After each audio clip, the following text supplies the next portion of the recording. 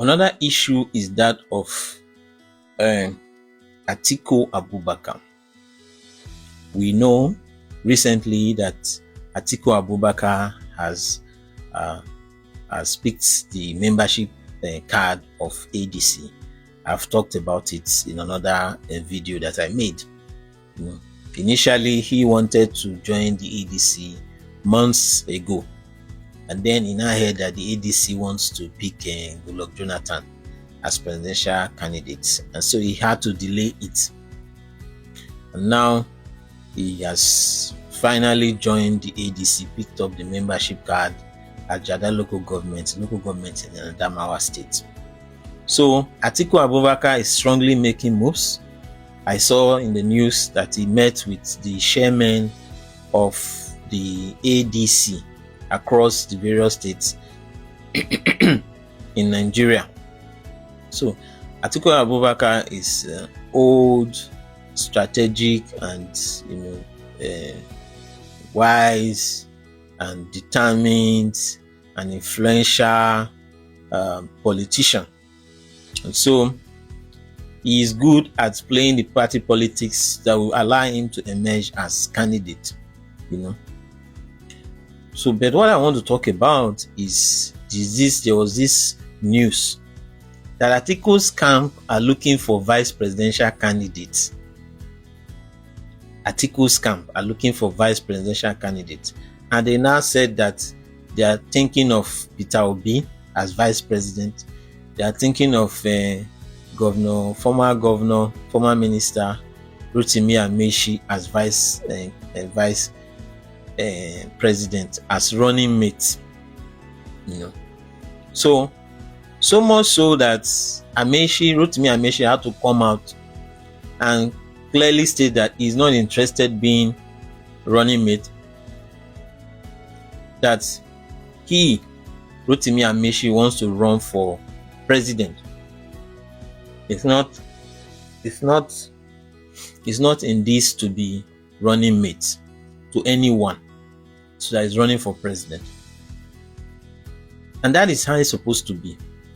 One thing I want to state is that this strategy by the Atiku's camp, they've used it before. It's not the first time.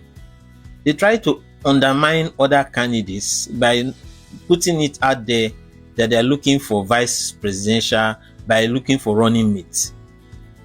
Should it be a done deal that he is a candidate of ADC? It shouldn't be.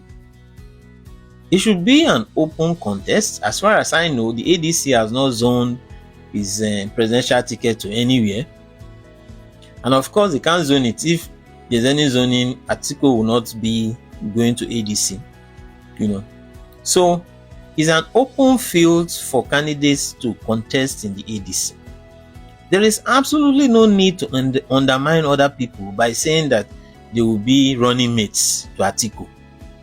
Even if it's obvious that Atiku has the wealth of influence and strategy, the wealth of resources to pull off being the candidate of ADC, even if it's a given that he will emerge as candidate, it's not proper for him to now, it's come to come out and say they want to make other people running mates. You cannot be going to run for president and hoping to be a running mate. That's not how it's done. If you are running for president, you are running for president. If you go for the contest, if the contest happens and it's after the contest and a candidate emerges in the party, that's when the candidate picks a running mate. It's not before. You don't pick running mate before you emerge as a candidate. Yes, you will have some people in mind, but it's wrong for you to now come and say other people who are in the same boat, other people who are contesting, you say you want to make them running mates. He's trying to undermine other people, and it's wrong. The ADC opposition coalition, they should make it clear that it's going to be an open field for whoever wants to contest. Because this thing now, I'm telling you, is going to, if Peter Obi has not officially joined ADC, if it now seems that the ADC just want to coronate Atiku and now treat other people like they are running mates, or they will be made campaign directors or something like that, then he may not just join ADC. And I've thought of this thing. If Peter Obi cannot emerge as candidate in ADC, there's no need of him joining ADC. There's no point. There's no point of him being running mate to anybody. His stance and what he preaches and all that, he can't do it as running mate. As vice president, you have no power. The power you have is that which the president delegates to you. You don't have power. And so Peter Obi cannot achieve the goals of turning Nigeria from consumption to production by being a vice president. He can't.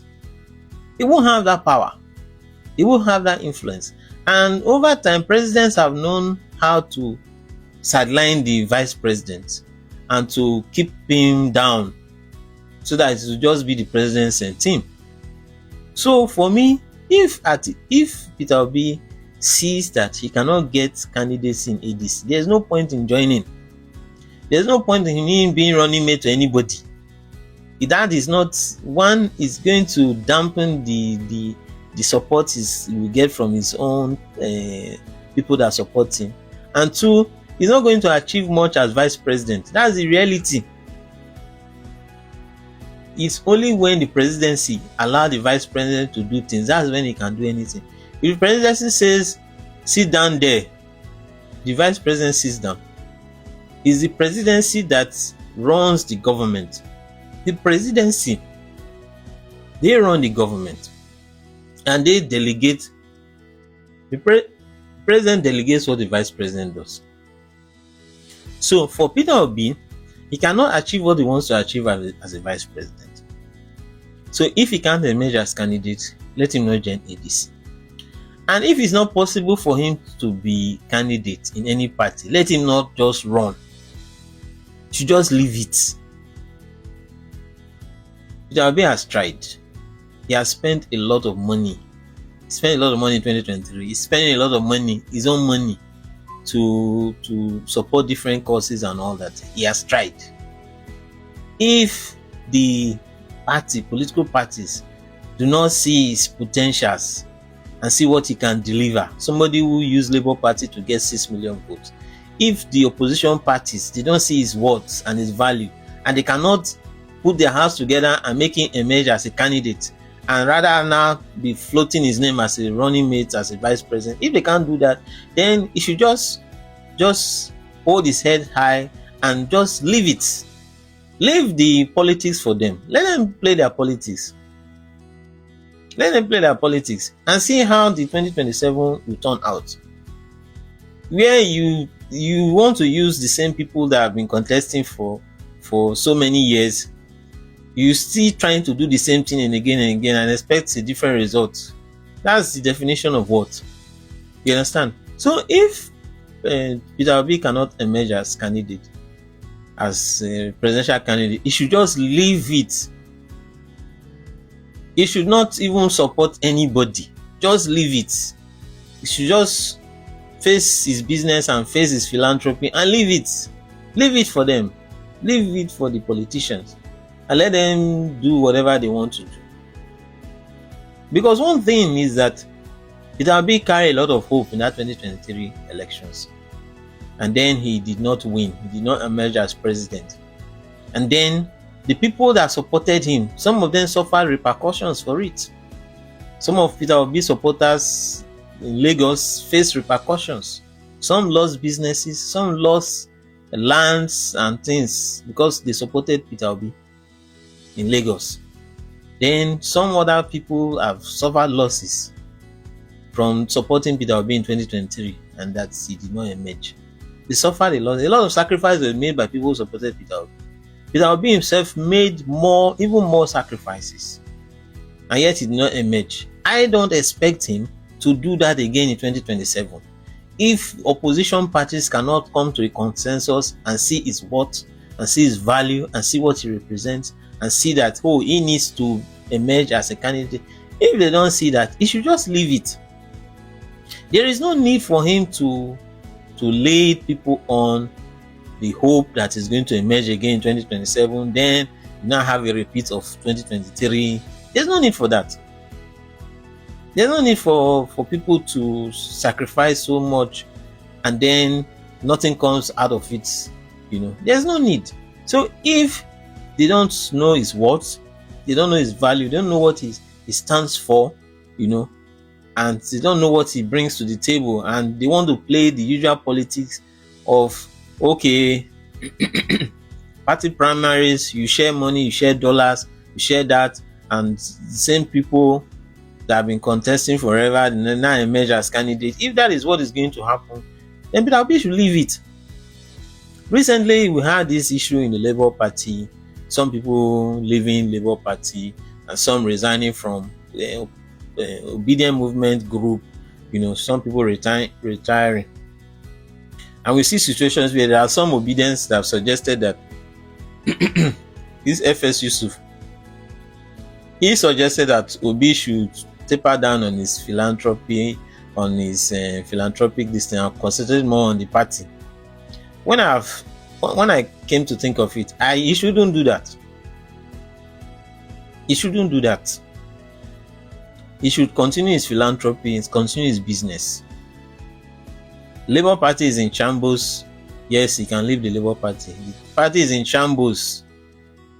There is no way an Abure will be the leader of Labour Party and then Peter Obi will not do well as this current Abure now. If he remains as Labour Party chairman and Peter Obi wants to run on that level, his setup is a clear setup. He's just going to waste his money again. You understand? And so he has to leave the Labour Party. Then if ADC can't give him what he wants, he shouldn't be, if he can't emerge as candidate in ADC, he shouldn't be running mate. He can just be in ADC, but he shouldn't spend his money supporting anything that is not going to succeed. If opposition parties, if they can appreciate his worth and what he brings to the table, and they come put their heads together and say he emerges as a candidate, yes, and they come together to support him, and then he can now invest his resources and see if they can stand the chance of running effectively in 2027. If that can happen, yes. But if that is not happening, forget it. So for the Atiku camp, I just want to say they are doing business as usual, which is not right.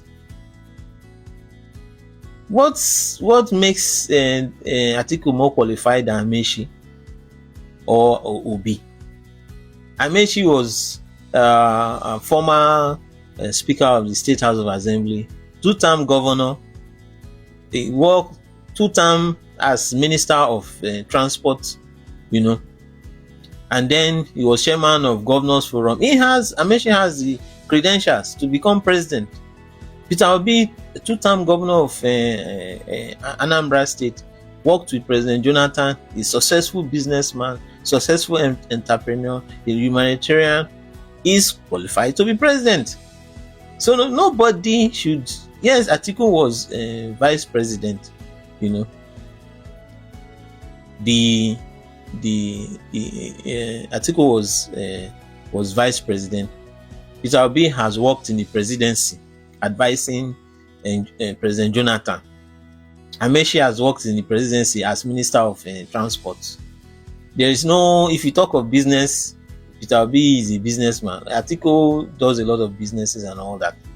So there's nothing there that makes Atiku better than the others. They are politicians, they have virtually the same qualifications and all that. So nobody should be floating others as vice presidential running mate. And I'm glad the way Rotimi Amaechi came out and tried to correct that.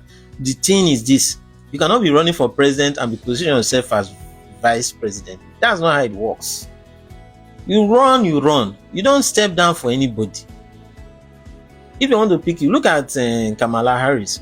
When the Democrats were running for Joe Biden to emerge as president in 2020, Kamala Harris ran, Joe Biden ran, Then Kamala Harris' campaign at that time was not doing well. So she stepped down.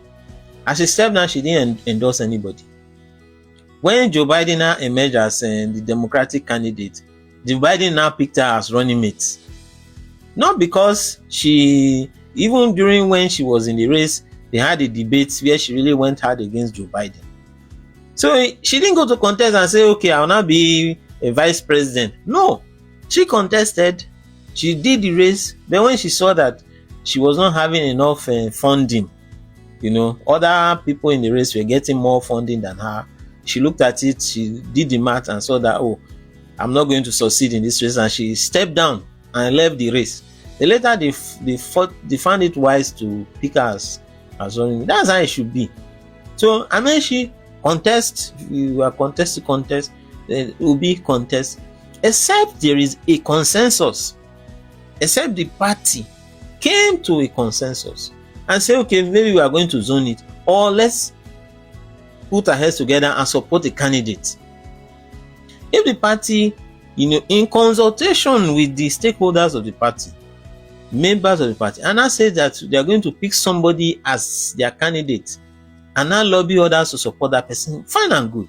But if there is no such consensus, if it's an open race, then everyone who picks the ticket and who has the qualification should run. And nobody should come to the media and saying that we are shopping for running mate. How can you be shopping for running mate when you have not emerged as candidates? I remember Atiku has run before. He has contested before. He contested in 2019 against Buhari and he lost. With Peter Obi as running mate and he lost.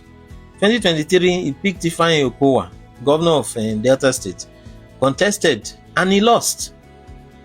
He has lost before. He has contested and he has lost before. So him, and he has a way of emerging as candidate. If he emerges as candidate, there's no guarantee he's going to win again. There is none. Tinubu is going for a second term and is the president. Tinubu won when he was not president. Tinubu defeated Atiku Abubakar when Tinubu was not president.